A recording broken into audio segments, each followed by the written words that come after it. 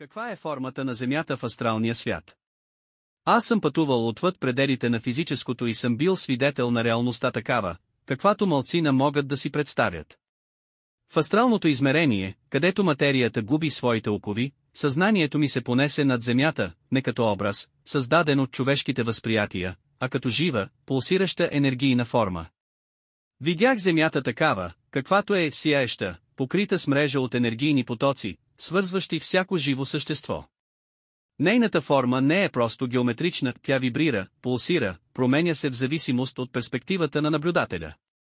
От една гледна точка тя изглежда сферична, от друга – леко сплескана, но в астралното няма фиксирани форми, има само проявления на енергия и съзнание.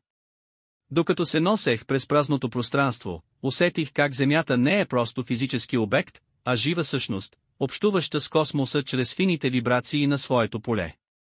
Тя не е изолирана, тя е свързана с останалите небесни тела чрез невидими нишки, като част от гигантска вселенска тъкан.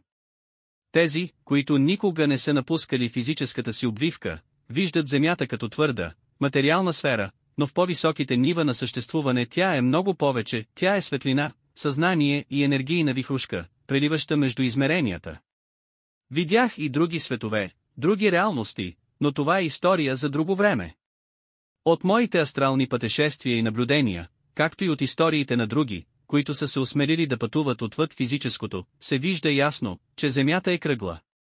Когато се отделиш от плътската материя и започнеш да виждаш истинската енергийна същност на планетата, тя не е плоска, а пулсираща, сферична форма. Тези, които са преживявали астрални експедиции, често описват Земята като жива, енергийна сфера, обвързана с невидими космически потоци и вибрации. Тези наблюдения сериозно противоречат на конспиративните теории за плоска Земя.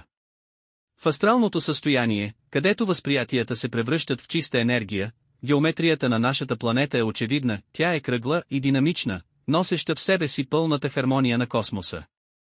Това не е просто въпрос на форма, а на осъзнаване на връзката между всички живи същества и космическата енергия. Така, според тези, които са имали възможността да виждат отвъд обикновените физически граници, Земята остава една жива, сияйна сфера, напомняща ни за единството и взаимосвързаността на Вселената. Араел Плеядинеца. Каква е формата на Земята в астралното?